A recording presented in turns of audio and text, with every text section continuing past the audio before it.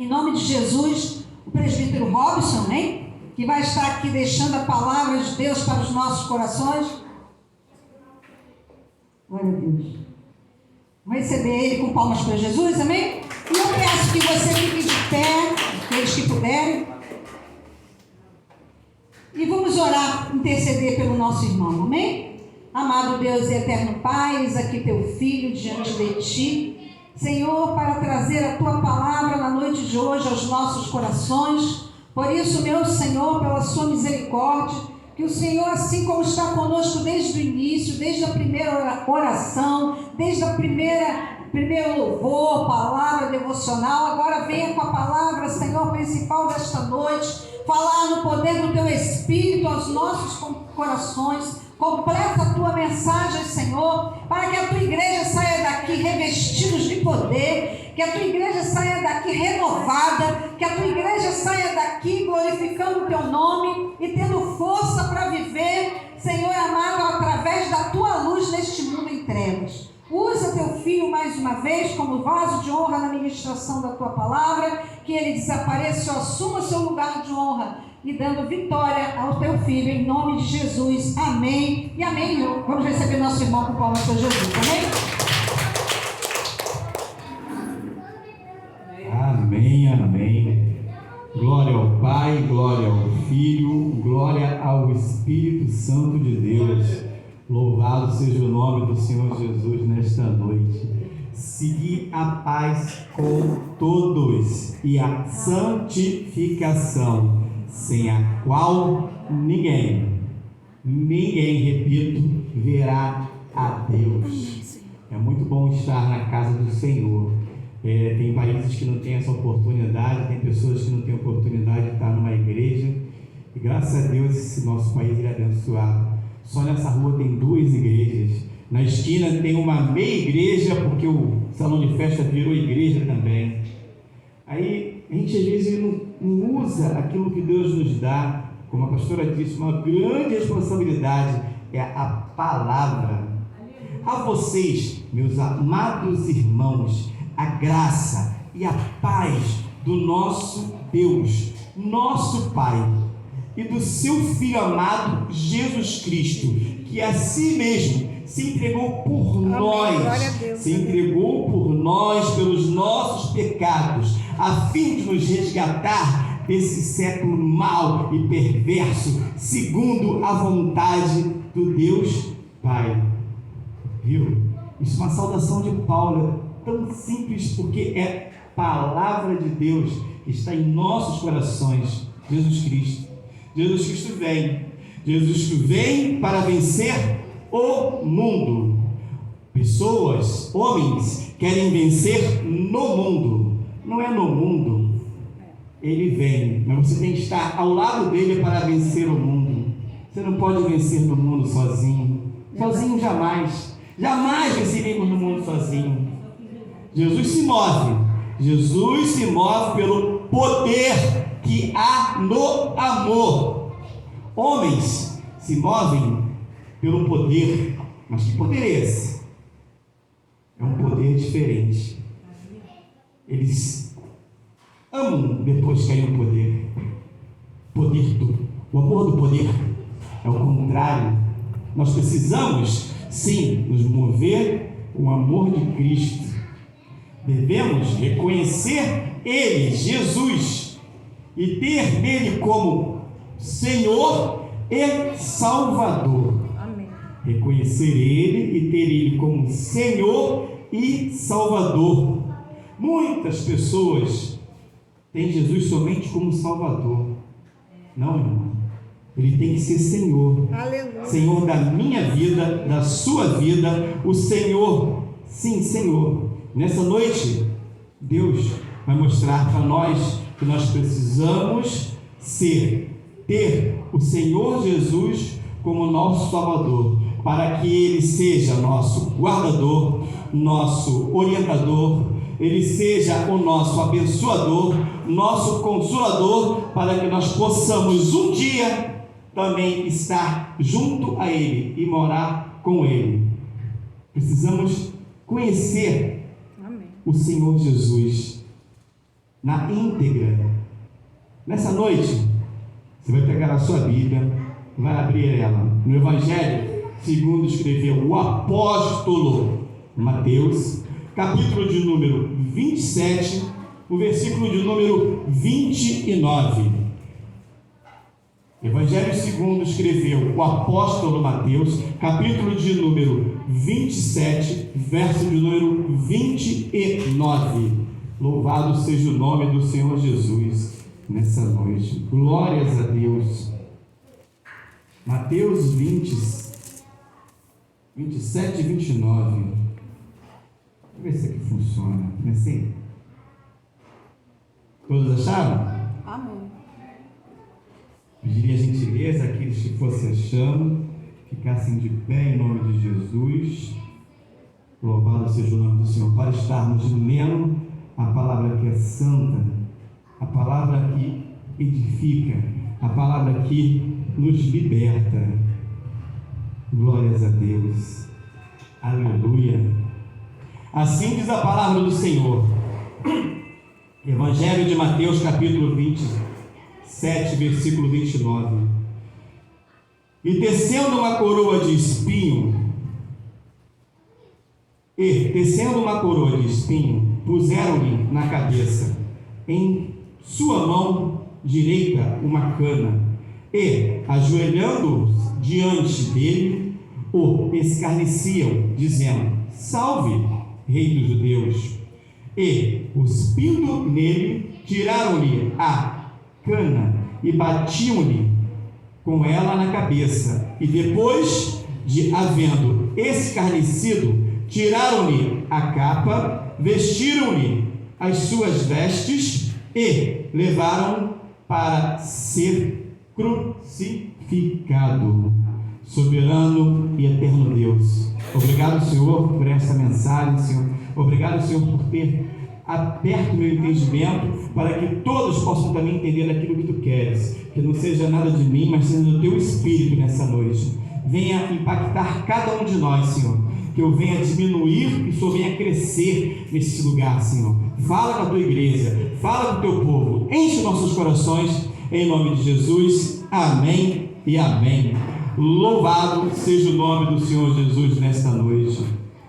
Meus amados, sabemos que estamos falando da crucificação, quando Jesus foi preso e logo em seguida crucificado. Mas o que eu gostaria que vocês nessa noite me ajudassem também, repitam junto comigo uma parte do verso 29. E, tecendo uma coroa de espinho, puseram-lhe na cabeça. Uma coroa de espinho. Quando a gente fala de coroa, a gente lembra logo de realeza, né? Não é o subjetivo coroa, pessoa, mas o substantivo coroa, que significa realeza, um arco, ouro, metal. Mas Jesus não recebeu uma coroa digna para receber. Ele recebeu uma coroa de espinho. E coroa de espinho, ela, na palavra de Deus, tem um fundamento muito grande. Às vezes a gente pensa assim: o que Deus faz? Deus não faz nada lá atrás que não venha repercutir na frente para a gente, porque Ele já sabe de tudo. Ele já sabia desde o princípio, Gênesis 3,16, que esmagariam a cabeça da serpente. Mas as pessoas se atêm a esmagar a cabeça da serpente, mas se você olhar para ele, o corpo dele, Jesus, naquele momento, ele estava começando já o martírio dele, no sentido de ser espancado. Ele ali já começava, porque ele diz que foi logo surrado. A coroa de espinho foi colocada bem depois que ele já tinha apanhado. Mas a gente vai tentar entender no contexto que Deus quer falar conosco nessa noite, mas procurar o lado espiritual, o profundo disso. Para a gente entender, a gente tem que buscar lá em Gênesis, quando você vê que Deus fala que criou o mundo, haja luz, que o Espírito andava sobre a face das águas, e no capítulo 3 ele diz assim: espinhos e ervas daninha produzirão, e comerás alimentar-se-á das plantas do campo. Ele está falando, sabe de quem? Está falando de Adão. Adão passou nu, e Deus perguntou: ô Adão, o que houve? Está nu. Aí Adão simplesmente tenta desconversar. Não, eu entendi, eu conheci, eu passei a ver. Ali o pecado já tinha entrado. Deus já sabia que tinha entrado o pecado no mundo. Aí ele fez o quê? A mulher que tu me deste me deu para comer, e eu comi do fruto. Adão, não te proibi, Adão. Aí foi lá na mulher: a serpente me enganou. Aí ela: não, foi o Adão, a serpente, a mulher. Aí vai juntando. Mas quando chegar na serpente, Deus já fala logo: tu serás amaldiçoado, vai arrastar pelas terras. Então começa ali a maldição saindo do paraíso e entrando no mundo. O pecado entrou e invadiu o mundo. O pecado entrou no mundo. E ele diz logo para a mulher: mulher, tu terás dores de parto, tu vais sofrer, tu vai sentir dor. Adão, você vai ter que comer do fruto da terra, vai comer da terra, vai ter que trabalhar, Adão. E ele diz assim: maldita a terra. E Adão disse: porquanto deixa ouvir a voz da tua mulher, comerás da árvore da vida, e te ordenei dizendo: não comerás, não comas. Maldita a terra por causa de ti, maldita a terra por causa de ti. Com dor comerás dela todos os dias da tua vida, espinhos e carpas também te produzirá, e comerás erva do campo. A coroa de espinho representa o grande pecado e a maldição do mundo. Jesus estava carregando também uma coroa e carregando os nossos pecados, a maldição desse mundo, a maldição da terra. A terra foi amaldiçoada. Se você pegar Apocalipse, tem texto de Apocalipse que diz: alguns darão conta do que fizeram com a terra. E nós vivemos nessa terra, terra de maldição. A terra foi amaldiçoada. A coroa de espinho que Jesus recebeu dos romanos, que não tinham nem noção do que estavam fazendo, só queriam escarnecer dele, representa para nós, se você ler o contexto, os espinhos é a maldição que entrou no mundo. Pecado. Entrou todo tipo de pecado, lascívia, concupiscência, tudo que você imaginar de ruim. Nós vivemos pela graça de Deus neste mundo. Temos que entender que nós não somos desse mundo, mas vivemos neste mundo.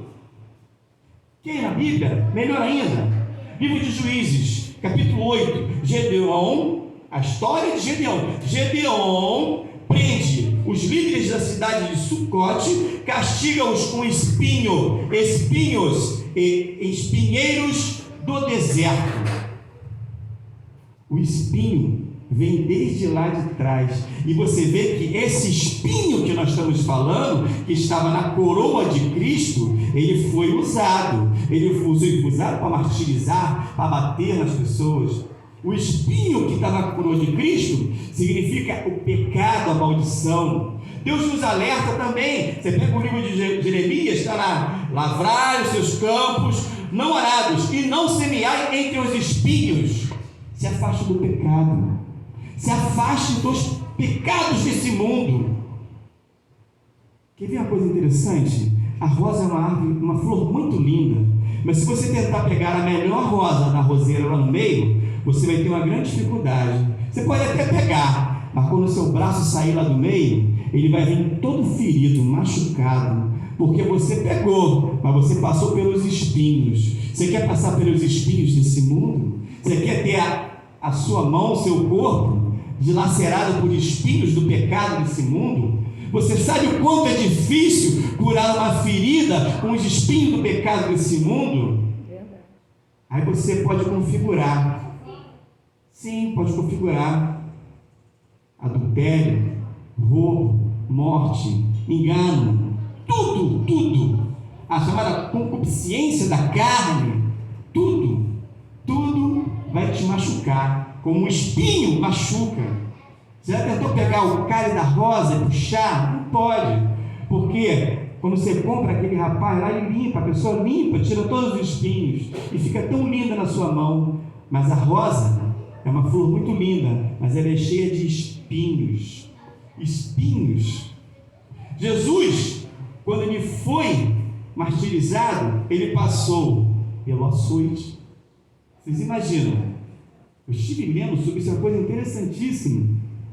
Os homens que batiam nas pessoas eram homens que serviam ao próprio governador. Eram os piores soldados que tinham. Chicotes com pontas de osso, chicotes com ponta de ferro, pedaços de ferro torcido. Aquilo batia na pele, dilacerava a pele. A maioria das pessoas que eram martirizadas, como eles não queriam matar pela lei, eles matavam só espancando, no açoite, porque ninguém conseguia sobreviver. Jesus sobreviveu ao açoite. Jesus sobreviveu aos cravos até o momento que ele disse: está consumado. Ele esteve na cruz. Ele não morreu antes de chegar na cruz. Ele foi até a cruz. O açoite, os cravos, a humilhação. Quer ver? Vou voltar um pouquinho na história para a gente poder entender. Na semana de Jerusalém, vai dar tempo assim em nome de Jesus. Na semana que Jesus entrou em Jerusalém, a última semana, no domingo, ele entrou sendo aclamado: Hosana, Hosana, aqui está ele, o filho de Davi, rei, essa coroa. Foi no domingo, aí passou a semana, chega na quinta-feira pela manhã, imagino eu, pela história, quinta-feira pela manhã, ele pega 2 dos seus discípulos e fala: vocês vão ali na frente, seguindo no meio da multidão, quando encontrarem um homem com um cântaro nas costas, segue ele até onde ele entrar. Onde ele entrar, você fala assim: o mestre mandou vir preparar a casa para preparar a Santa Ceia. Mas no meio da multidão, só as mulheres carregavam cântaro naquela época, então era fácil para os discípulos. 2 discípulos encontraram o homem, foram até o cenáculo, é um galpão, é como se fosse um galpão grande, e ali Jesus preparou a ceia do Senhor, preparou toda aquela ceia. E naquele momento da ceia, ele disse para um deles: um de vós irá me trair, aquele que deu o pão molhado, já falou que já ia ter traído. Aí o que ele fez? Se despiu no Evangelho de João, lavou os pés dos discípulos, mostrou para ele: vocês têm que ter humildade. Ali naquele momento também ele revelou: Pedro, tu vai me negar, Pedro. Não, mestre, jamais te negarei, vou ficar contigo até o final, estou contigo. Esse estou contigo é horrível quando você escuta. Estava nada, negou ele 3 vezes. Saindo dali, terminou a ceia, ele já vinha, como você pega o Evangelho de João também, a oração sacerdotal, orando, saiu em direção ao Getsemane, cantando louvores. O Evangelho de Marcos, se não me engano, descreve isso, o único que escreve isso, cantando louvores. Chegou no Getsemane, ele sentiu meio se perturbado o próprio Senhor: não fiquem vocês aí, vem vocês 3 comigo. Se afastou, deixou os 3, foi lá e começou a clamar ao Pai: Pai, se possível, passe de mim este cálice. Passa, Pai, este cálice, mas não seja a minha vontade, mas a tua vontade. Onde está a nossa vontade? A nossa vontade está em nós ou está em Deus? Porque ele passou por todas as coisas e levou uma coroa que tinha o pecado do mundo, o seu pecado, o meu pecado. Ninguém é santo. Se fosse santo, não estava aqui, estava lá esperando entrar na glória. E lá estava ele. Aí vem aquele momento fatídico. Vinha Judas com a sua comitiva e o beijo. O beijo no rosto simbolizava para os judeus, até hoje, aquilo de honra, amizade. Olha o amigo que ele arrumou. Judas deu-lhe um beijo e entregou Jesus. Jesus foi entregue. Ele foi para onde? Para a casa de Anás, o sumo sacerdote, onde ele levou uma bofetada no rosto. Ali começou já a apanhar. Apareceram os mentirosos, dizendo que ele se dizia filho de Deus. Ele negou, não, ele confirmou, ele ouviu o que falavam dele. E era verdade, porque ele era verdadeiramente filho de Deus. Aí saiu de Anás, foi na mão de Caifás. Caifás pegou ele. Isso já era madrugada de quinta para sexta. Sexta pela manhã, pegam Jesus, leva até Pôncio Pilatos. Pôncio Pilatos, não, o que esse cara fez? Julguem ele de acordo com a sua lei, disse ele. Pegaram ele, não adiantou, levaram ele, Pôncio Pilatos. Já estava com Pôncio Pilatos. Pôncio Pilatos, junto com Jesus, levou ele a quem? Não, leva ele para Herodes. Jesus foi até Herodes. Chegou em Herodes, foi escarnecido por Herodes. Faz um milagre. Tu não é filho de Deus? Faz um milagre. Jesus permaneceu calado. Faz um milagre. Não faz nada. Leva ele para Pôncio Pilatos de novo. Pôncio Pilatos leva a audiência, ele e Jesus. Aí pergunta a ele: tu não diz que é rei? Dizes tu, disse Jesus para ele. Ué, por acaso eu sou judeu? Quem disse que tu é rei foram os teus sacerdotes. Aí, eu sou rei. Mas se meu reino fosse desse mundo, os meus servos iriam pelejar por mim. Então tu dizes que é rei.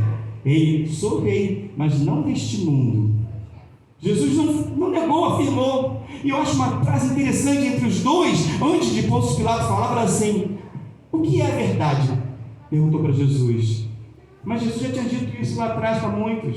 Eu sou o caminho, a verdade e a vida. Ninguém vai ao Pai senão por mim. Ele é o caminho, ele é a verdade e a vida. Aí aconteceu o que diz Pôncio Pilatos. Nele não vi nenhum mal. Ele não tem nenhum pecado. Não vi nada que eu tinha que matá-lo. Vou somente açoitá-lo. O açoite de Jesus começou aí. Mas Jesus já tinha passado por muitas coisas. E depois do açoite é onde nós chegamos. A coroa. Essa coroa de espinho tem um peso grandíssimo nas nossas vidas. A gente às vezes pensa assim: poxa, uma coroa? Como eu disse, você imagina uma coroa simbolizando realeza. A coroa simboliza, quem não quer colocar uma coroa na cabeça? Os atletas no início do século, quando começou a primeira Olimpíada, as Olimpíadas que eram entre os gregos, eles colocavam ramos na cabeça, simbolizava aquilo ali que era honrado. Eles eram os campeões, eram os melhores. Aí os reis usam coroas. Mas a coroa que o nosso Cristo usou foi de espinho, porque a de espinho era a que tinha a maldição do mundo e o pecado. Esta ele usou, representava o pecado do mundo, a maldição. A coroa de espinho que ele usou. É até bom um pouco de história, que a gente entende a palavra e a Bíblia. Como eu disse no início, o livro de Juízes fala que Gedeão pegou um espinho no deserto, né? Ninguém sabe de que foi feita realmente a coroa de Cristo. Mas se nós dermos uma olhada, buscarmos entender o que ele passou, tudo o que ele sentiu, porque nós temos que entender que não é só dizer eu sou de Cristo, mas o que ele passou você tem que perceber que é nosso também, que o açoite era seu, a coroa era sua, a cruz era sua, tudo era nosso, e ele se rendeu por nós. Por isso que nós estamos aqui hoje. Verdade. Esse grupo seleto, separado, para estar aqui nessa noite. Não olhe o estereótipo que tem meia dúzia. Olhe para você, para dentro de si. Eu sou de Cristo. Não é o seu irmão, nem a igreja cheia, a igreja vazia. O importante é onde tiver dois ou mais, ele se faz presente. O importante é isso. O importante é você estar, você saber que você precisa dele, sua família precisa dele. Se tivesse um de cada família nessa noite aqui, esse um estaria orando pelos demais que não puderam vir, e não veio. Os que não conhecem passariam a conhecer, porque é fé. Eu não estou falando de fé nessa noite, eu estou falando de suplício, de martírio que não era dele, era nosso. Verdade. Essa coroa, uma árvore chamada acácia, a madeira de acácia, foi usada no templo de Salomão. Era uma madeira muito dura, resistente. E sabe onde crescia essa madeira? Deus é tão perfeito nas suas coisas, tão maravilhoso. Quando você começa a ler e buscar, ele vai te revelando umas coisas incríveis. A árvore de acácia, ela vive no deserto, e é uma árvore que vive anos sem nada em volta, quilômetros. Você pode, se quiser, entra na internet, se você quiser, pesquisa. Ela está lá, a árvore de acácia sozinha no deserto, só ela. E cresce, e ela cresce cheia de espinhos, e não são espinhos pequenos, são espinhos grandes. Provavelmente um daqueles soldados enviado do demônio achou essa bendita galho árvore lá em Jerusalém, porque ela crescia ao redor da Palestina, e no deserto ela se mantinha durante anos só. Não é que Deus é perfeito? O espinho que ele falou lá em Gênesis, espinhos brotarão. Não tinha espinho. Se você pegar lá no início, era tudo maravilhoso, mas entrou o pecado, entrou algo que ia representar lá na frente o pecado. Esse espinho da coroa de Cristo deveria ser da árvore de acácia, porque são espinhos grandes. E diz que quando botaram na cabeça dele, perfurou a pele da cabeça de Jesus. Jesus sangrava muito. Nós temos em média 5 litros de sangue. Ele perdeu muito sangue, mas mesmo assim não morreu lá no açoite, não morreu carregando a cruz. Ele não morreu no caminho, ele foi pendurado vivo naquela cruz, para você, para mim, para nós sentirmos e vermos o quanto nós temos que ser fiel a Ele. Verdade. Pecado. Olha o pecado como se fosse um espinho. Vai lá, mete a mão no espinho. Ninguém quer meter a mão no espinho, não. Ninguém é doido de meter a mão no espinho e sair puxando. Por isso que a gente tem que às vezes sentir um pouquinho na nossa carne, no nosso eu, o que ele passou, para a gente poder pensar, não vou fazer isso não, que está contra a lei de Deus, contra o mandamento do Senhor. Esse é o grande pecado de cada um de nós, é não querer fazer a vontade de Deus. Verdade. Nós próprios temos que sentir às vezes um pouco disso. O espinho que colocaram na cabeça dele, espinhos enormes. Essa árvore existe, essa árvore está lá no meio do deserto. Mas aí entra algo importantíssimo: a misericórdia de Deus em tudo isso. Você viu ele passar pelo martírio, você viu ele ser coroado, crucificado, morreu, e nesse percurso dessa semana, que se antecedia a semana Páscoa, o que nós vamos ver mais à frente, hoje em dia, é 40 dias, como conta a Igreja Católica da Quaresma, vem a Páscoa. Ele ressuscitou para nos dar vitória. Mas ele disse: você, para ter vitória, vai ganhar uma coroa também. Mas a sua coroa, a minha coroa, a nossa coroa, não é de espinhos. Glória a Deus. A nossa coroa é a coroa da incorruptibilidade, a coroa da justiça, a coroa da glória, a coroa da alegria e a coroa da vida. Amém. A gente não vai falar delas todas, claro, não dá tempo, mas a gente vai falar da coroa da vida, porque a vida está no sangue, o sangue é vida. Seu coração bate, sabe por quê? Porque ele bombeia sangue.